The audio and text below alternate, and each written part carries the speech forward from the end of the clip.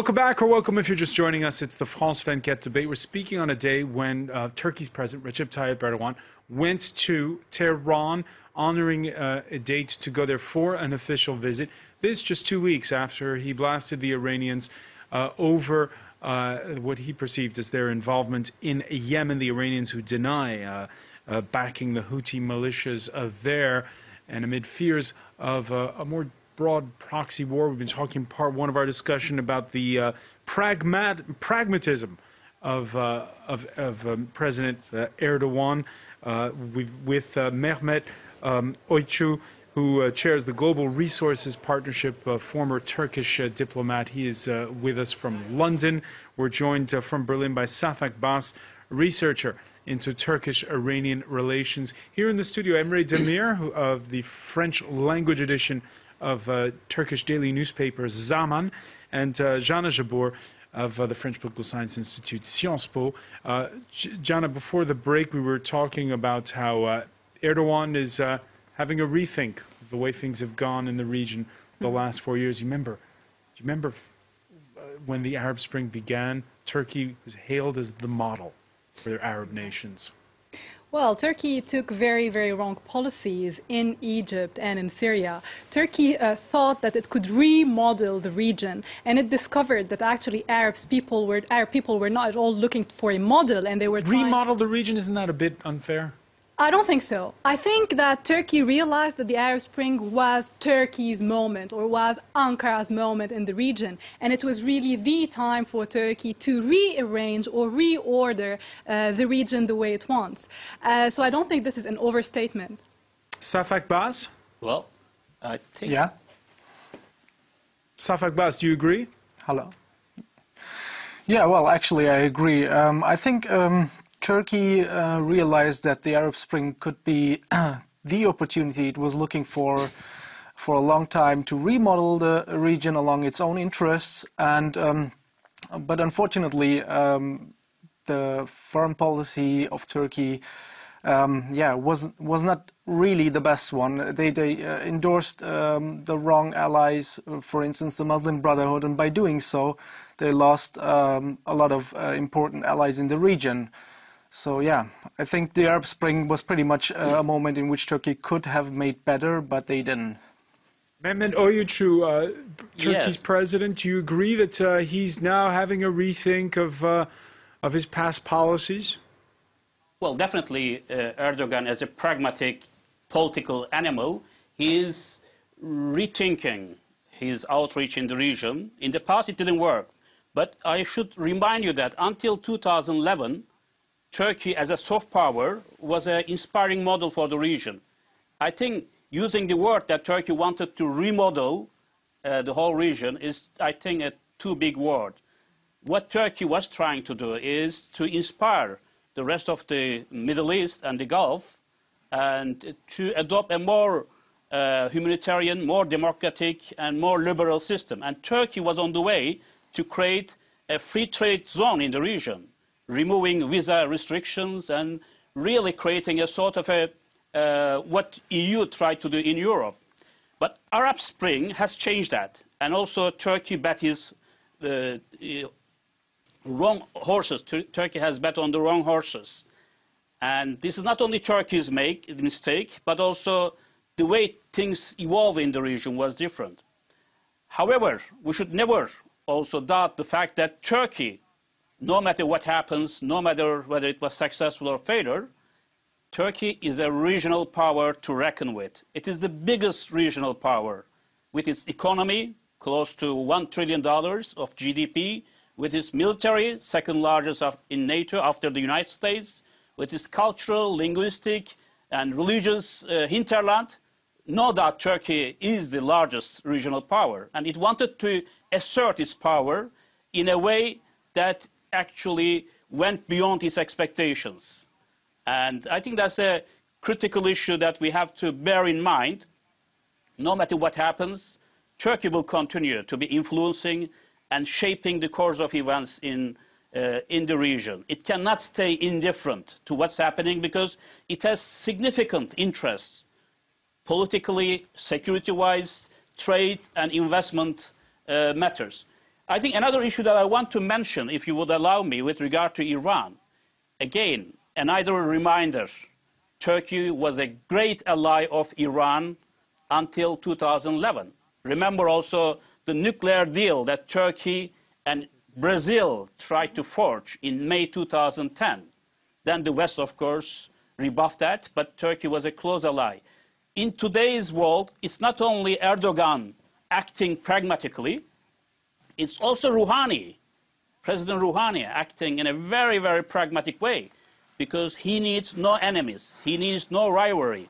Today, Rouhani needs to convince his domestic constituency, especially hardliners, led by Revolutionary Guards and Ahmadinejad supporters, and also the international community, that it's a responsible and cooperating leader. Therefore, there is no reason why Tehran and Ankara should engage in a more confrontational style than before. So the pragmatism in both capitals, I think, might help resolve some of the deep-seated problems, be in Syria, be in Yemen, because Saudis are not happy either. That's the reason why they send the Deputy Crown Prince to Ankara to pass a critical message to Tehran. So in a few days' time, I think we will learn more about this one-day visit, what it resulted in. We don't know much about this except the fact that both sides agreed to expand trade and also work together on Yemen issue. So I think we will hear more about, in a couple of days, what critical decisions have been taken by both leaders in Tehran. Jan Jabor? Yeah. I think to follow up on that, I think that the real strength and political intelligence of Iran and Turkey lies in the fact that they have both realized that they are not really engaged in a sort of zero-sum game in the Middle East. To the contrary, what one wins is not necessarily what the other loses. Why? Simply because, first of all, on the economic level, they are so much intertwined, so much interdependent that they cannot be engaged in a zero-sum game. Let's keep some key figures in mind. Today, Turkey imports more than 70% of its gas from Iran, and Iran represents the third largest export market for Turkey. And on a political level, I think that the spheres of influence of Iran and Turkey in the Middle East do not necessarily overlap. Even in Syria and Iraq, the two spheres that really overlap. I think that here, Turkey and Iran have managed to relatively find a sort of modus operandi and modus vivendi, and to keep their disagreements aside in order to keep good working relations. Emre Demir, we know that the AKP, the party of President Erdogan, is Islamic rooted, but the people who back the party, they're also businessmen.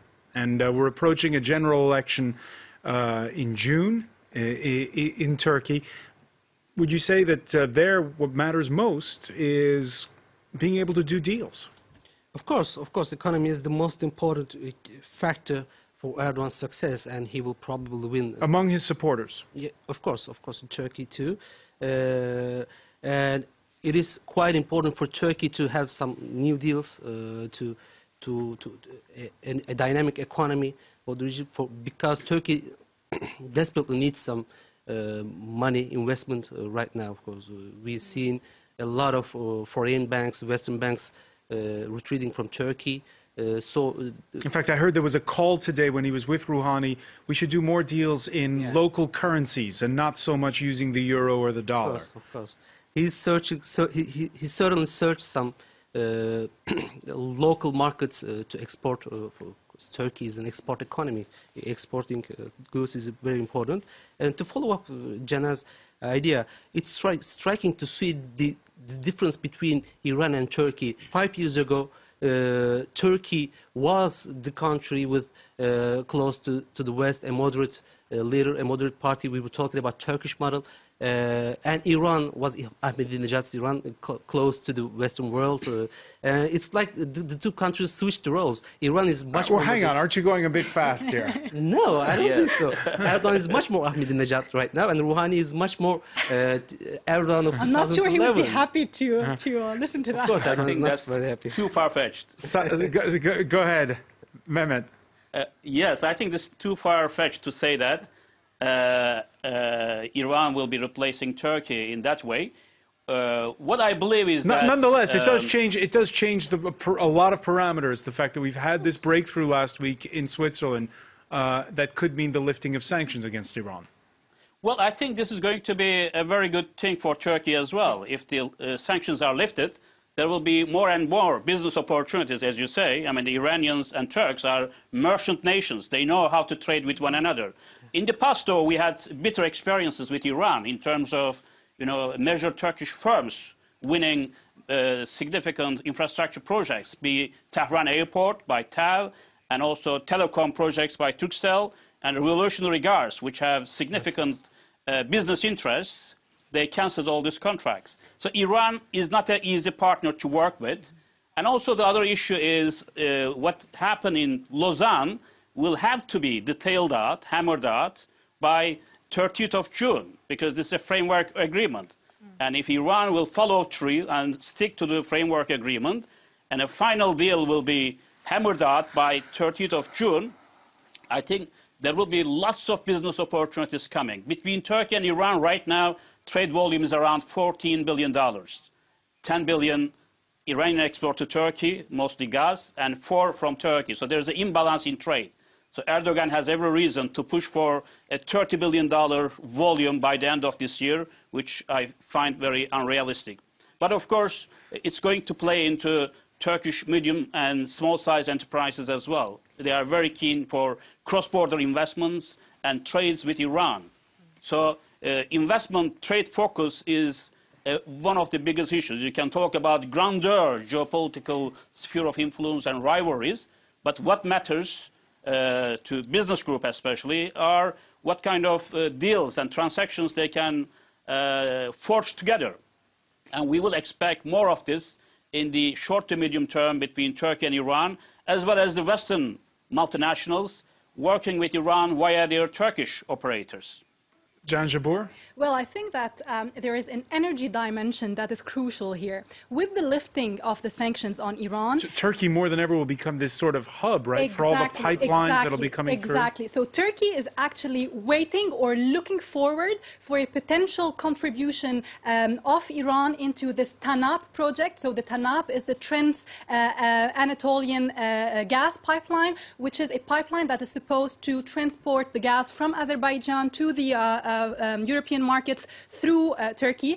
And Turkey wants Iran to contribute to this pipeline, well, simply because this would make Turkey an energy hub, a regional and a global energy hub, after all. A regional and a global energy hub. Safak Bas, what's it like when the Turks and the Iranians do business? Sorry, I didn't get your question. What's it like when the Turks and the Iranians do business? What's it like when the Turks and the Iranians doing? It's actually an interesting question.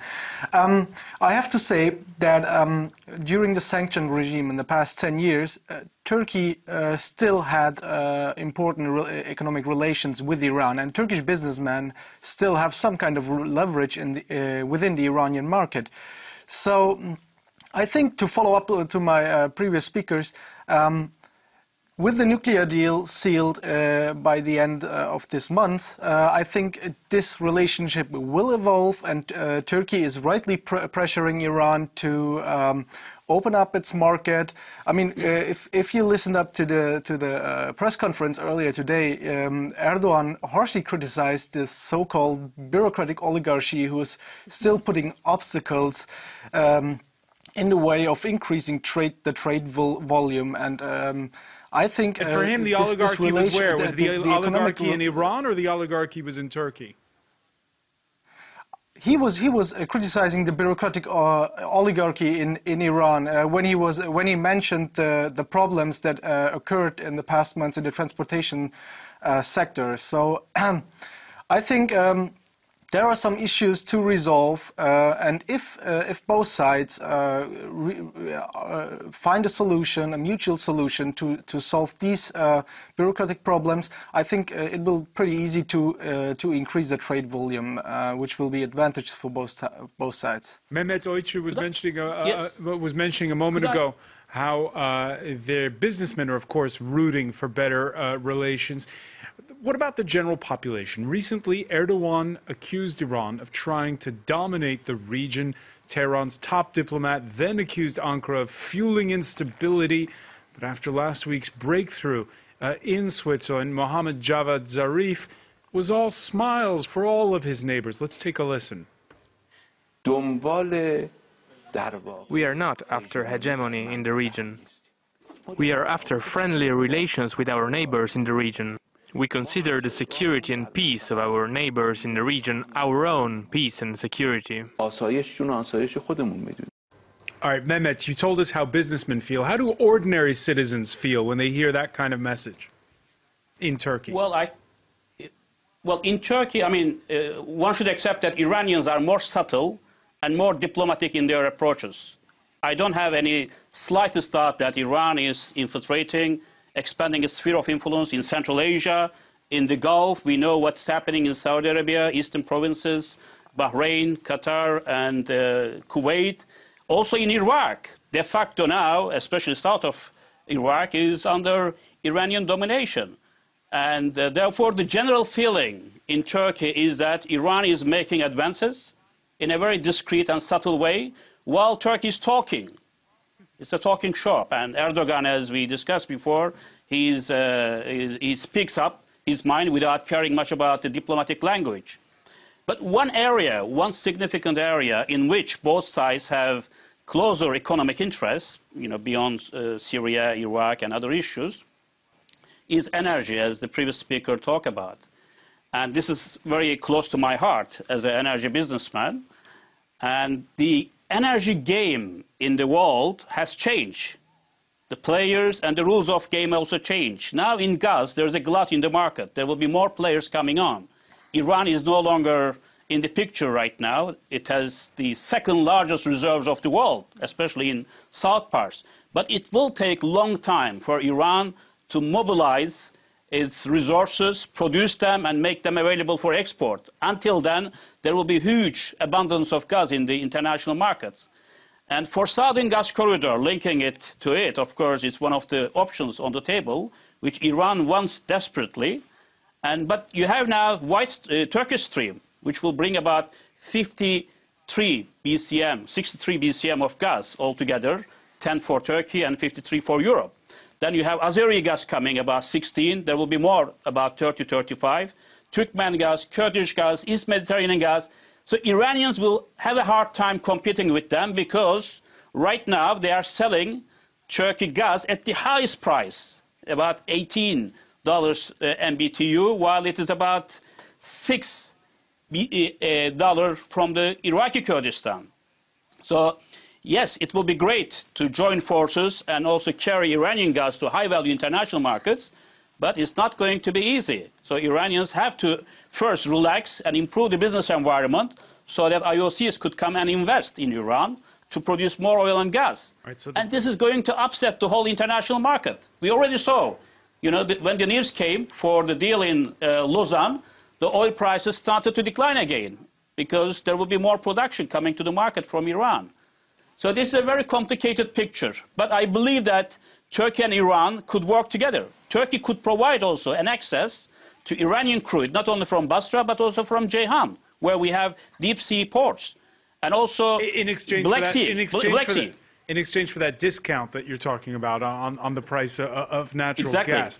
John Jabbour, there you hear it described, right? There's some hard bargaining going on, both sides pragmatic. I was speaking with Arab colleagues before the show, and they were lamenting the fact that Arab states aren't as pragmatic when they look at the bigger picture in the region. Well, what's very, very interesting to notice is that last week, or 10 days ago, at the summit of the League of Arab States, the Egyptian President As-Sisi clearly said, well, actually, he opened his speech by saying that it is our time now, or it is time for us to take our destiny in our own hands and to stop foreign interference in the region, so to basically stop Iranian and Turkish involvement in the region. So I think that Egypt understands Sisi wants to be back to the region.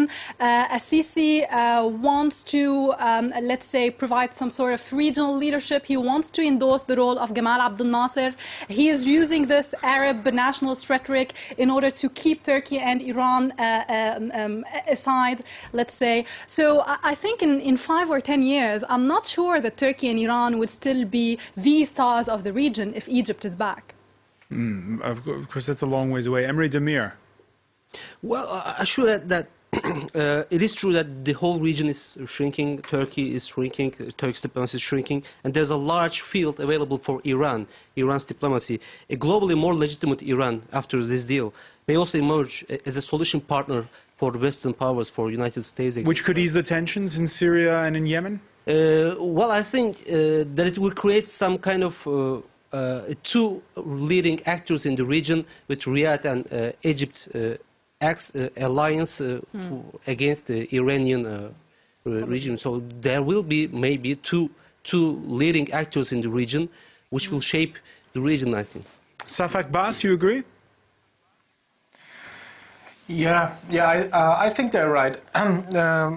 As a matter of fact, Turkey and Iran, together with Israel, are the only 3 non-Arab states in the region, and this is, of course, a problem. And what Jana said correctly, Sisi is trying to play the Arab nationalist card. And if it works out, Turkey and Iran, on the long run, of course, will be sidelined and will lose some significant influence in the region. But right now, I cannot see any possibility of an emerging Arab state that can challenge the Iranian, Turkish, or even Israeli influence in the region. All right, we're going to leave it there. I want to thank you, Safak Bas, for being with us from Berlin. I also want to thank Mehmet Oyucu for being with us from London, Emre Demir, Jana Jabor. Stay with us because our Media Watch segment is next.